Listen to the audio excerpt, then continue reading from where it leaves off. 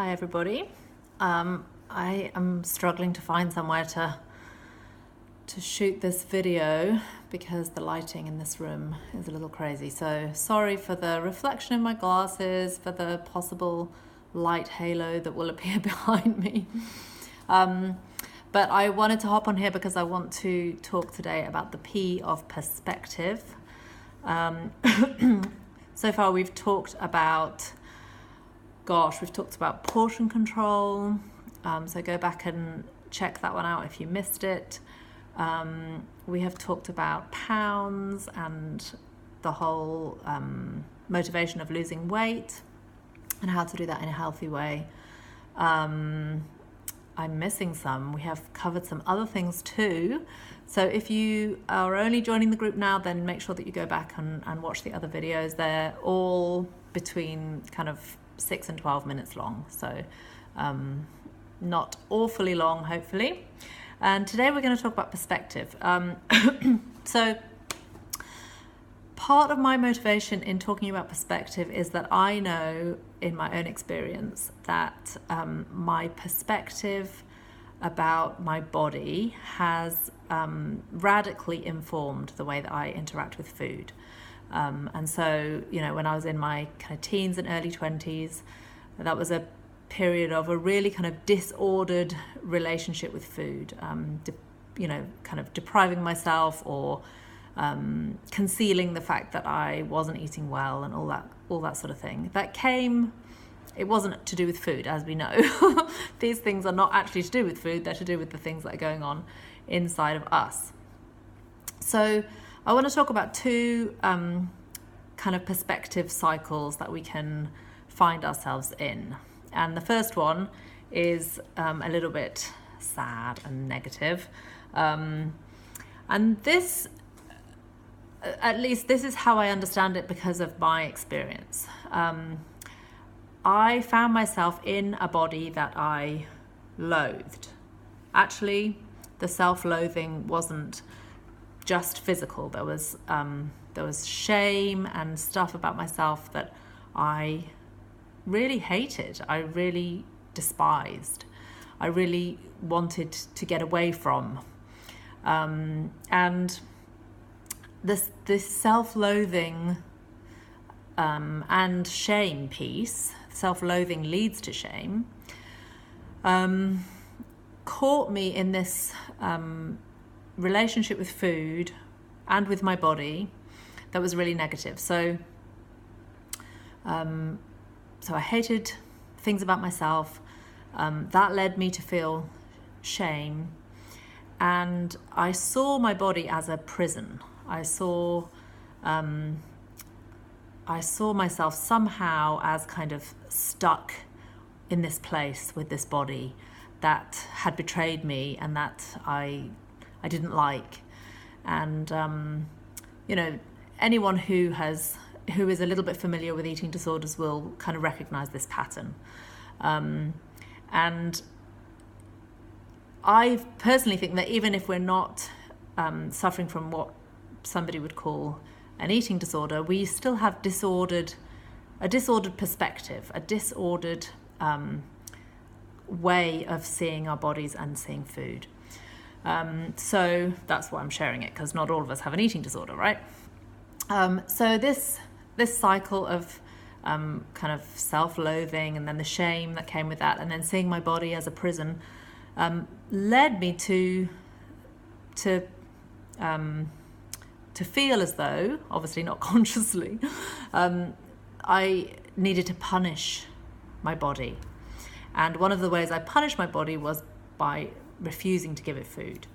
And so I think we can get caught, and then of course that punishment led to more self-loathing, and then you kind of go around the cycle again. And I think we can all get caught in this kind of a cycle. There's something going on inside us, kind of emotionally, psychologically.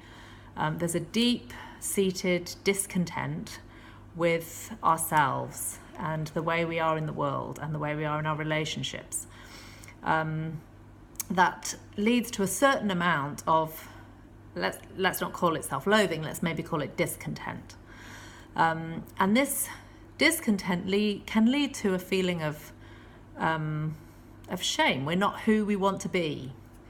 And so we see our bodies as part of that often, especially as women. We often see our bodies as part of that. We are kind of in this prison of our bodies that doesn't respond in the way we want it to. We don't like the things it does. We don't like the way it looks. And so then we punish it. And we either punish it by not feeding it well, or by overfeeding it, or by not exercising it, or by exercising it too much, or all of the possibilities there. And that doesn't ever help us. It doesn't ever free us from the cycle. So moving quickly from the negative into the positive,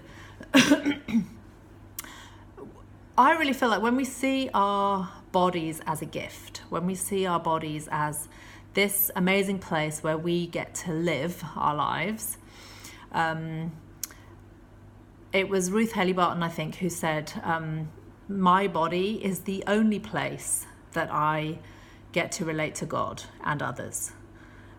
So I will always, this relational being that I am, and we all are relational, I am always living those relationships out of this body and experiencing those relationships in this body. And so there's something beautiful about the body. It's a place of relating. It does wonderful things. It moves. It's responsive. It can be strong. We have all these amazing senses that not only kind of orient us in the world, but also bring us great joy.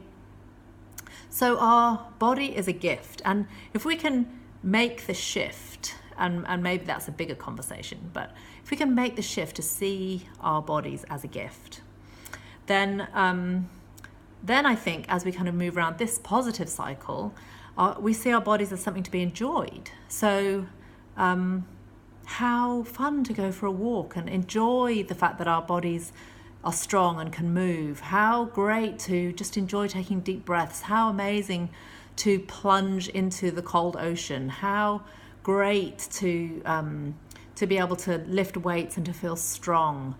How wonderful to hold our child. How amazing to have sex with our partner. Like, our bodies are to be enjoyed, and this place that we live, this physical place that we live in our bodies, is a wonderful gift to be enjoyed. And so then when we see our bodies as a gift and there's something to be enjoyed, then our perspective becomes that we want to nurture this body. We want to take care of this body. I'm going to be in this very body as long as I live.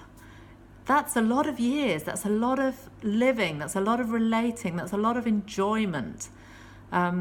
So how can I nurture my body so that I can enjoy it, so that I can enjoy this place of habitation, this place where I live? And then as we nurture our bodies, we come to experience a place of well-being. And we love the fact that we feel strong, that we feel well, that we feel healthy, that we have vitality. And so because of this experience of well-being, we then experience more of the reality that our body is a gift. And so again, we go round the cycle. So one question to ask yourself today is, where am I in these two kind of possible perspective cycles? Am I somewhere in the negative cycle? Is my perspective somehow going round and round, this kind of self-loathing, shame, body as a prison, and what was the other one? Punishing my body? Or am I somewhere in this positive cycle of, I see my body as a gift, and so I enjoy it, and then I nurture it, and then I have a sense of well-being, and so I experience it more as a gift. And maybe you're somewhere between the two, and that would be kind of normal, right? That we, sometimes we're on one and sometimes we're on the other. And maybe you really, really want to know how to move from one to the other, how to get out of the negative cycle and into the positive one. And so if any of you are interested in trying out my 12-week course of spiritual direction, which is focused especially on how you're relating to your body, it's Christian spiritual direction. So it's really this, how do we invite God into this place of where we're at in our bodies? Then you can contact me, and I'd be delighted to explore that as a possibility with you. But for now, ask yourself the question, where am I at in these two possible kind of perspective cycles, and what's the longing of your heart? Like, where would you love to be in terms of how you relate to your body? So these kind of perspectives really inform the ways that we choose to eat. So that's why I'm posting in this particular group where we're focused all on nutrition and healthy eating. Our eating, the patterns of our eating always have a deeper root, whether it's a positive one or a negative one. So definitely something worth thinking about. Okay, enjoy. Bye.